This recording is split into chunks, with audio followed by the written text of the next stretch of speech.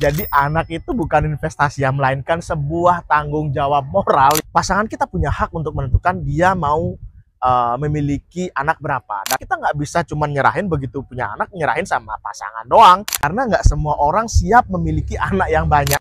Masih relevan nggak sih istilah banyak anak, banyak rezeki itu? Tongkrongin terus channel YouTube Adi Rantawan. Jangan lupa like, share, comment, and subscribe.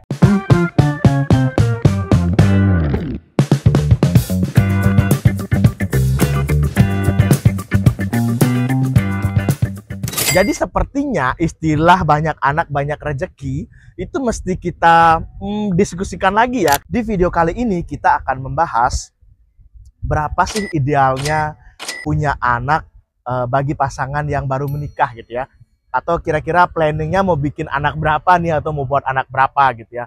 Banyak banget ya kita melihat fenomena ketika kalian jalan misalkan dengan ngajak anak kalian itu ketemu teman atau ketemu saudara atau ketemu keluarga gitu ya, terus tiba-tiba nanya kayak ini kapan dibikinin adiknya, atau baru 2 aja kenapa nggak nambah jadi 3, baru 1 ayo bikin lagi 1 gitu ya. Ini sebenarnya kan hal-hal yang agak sensitif ya, karena sekali lagi pandangan setiap orang itu kan beda-beda ya, kebutuhan setiap orang itu kan beda-beda. Dan akhirnya keputusan pribadi pun setiap orang itu beda-beda. Apalagi menyangkut anak ya, karena nggak semua orang siap memiliki anak yang banyak. Dan nggak semua orang juga siap ketika memiliki anak lebih dari 2. Bahkan di negara-negara maju, banyak dari mereka akhirnya memutuskan untuk child free atau nggak memiliki anak. Jadi cuman menikah ya udah mereka menjalani hidupnya berdua gitu ya, jadi tanpa memiliki anak. Tapi kalau di Indonesia sendiri, kita masih banyak ketemu yang memiliki anak 1, kemudian memiliki anak 2, atau bahkan 3-4 ya. Tapi kalau kita mengacu pada program pemerintah, sebenarnya sih 2 anak cukup ya, atau 2 anak lebih baik. Lalu ketika orang memutuskan untuk memiliki 1 anak, apakah itu salah?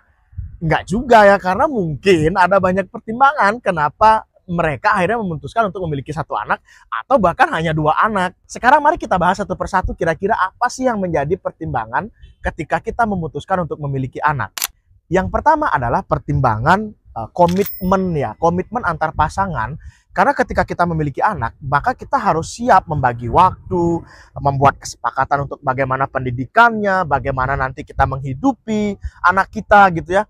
Dan itu membutuhkan komitmen, karena kita nggak bisa cuma nyerahin begitu punya anak, nyerahin sama pasangan doang, entah istrinya atau suaminya gitu, jadi nggak bisa. Jadi ini mesti butuh komitmen 2 orang. Terus yang selanjutnya adalah masalah finansial. Masalah ekonomi atau finansial ini cukup menjadi dasar utama ya, kenapa pada akhirnya pasangan muda itu memutuskan apakah dia memiliki anak 1 atau 2, atau bahkan menunda untuk memiliki anak.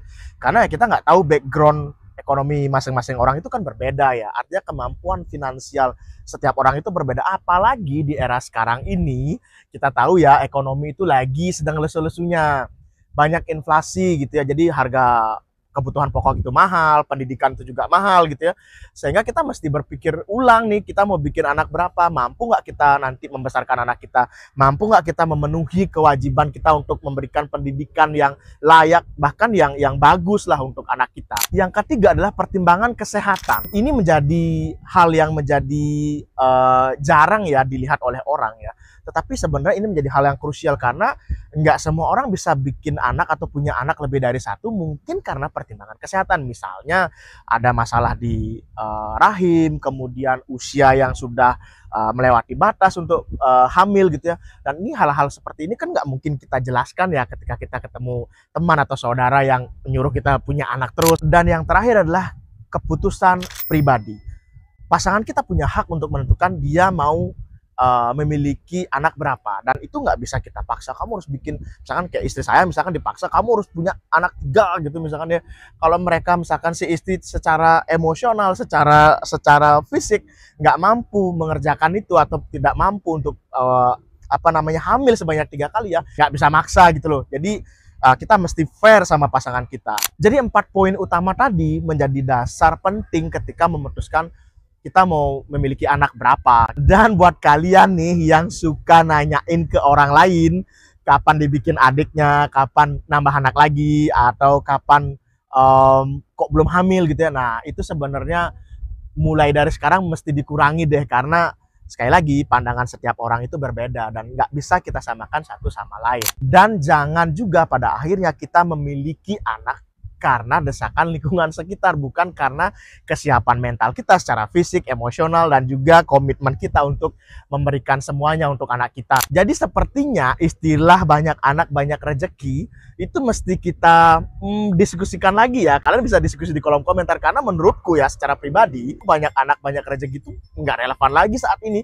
Kenapa? Karena nggak semua orang siap secara finansial, nggak semua orang siap dengan komitmen tadi. Karena memiliki anak, sekali lagi kita akan meluangkan atau menghabiskan waktu kita untuk anak kita dan juga untuk perkembangan anak kita. Dan satu lagi, memiliki anak itu adalah bukan sebuah investasi. Jadi kita mesti bedah ini ya.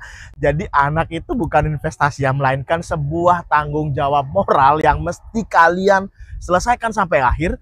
Karena kita mesti memikirkan bagaimana kita memberikan atau memenuhi kebutuhan hidupnya sehari-hari, mulai dari dia bayi sampai dewasa nanti. Dan juga kita mesti mempertimbangkan bagaimana kita memberikan pendidikan yang bagus ya, karena ini juga akan menopang SDM dari negara kita sendiri gitu ya. Jangan lupa like, share, comment, and subscribe, dan terima kasih sudah menonton.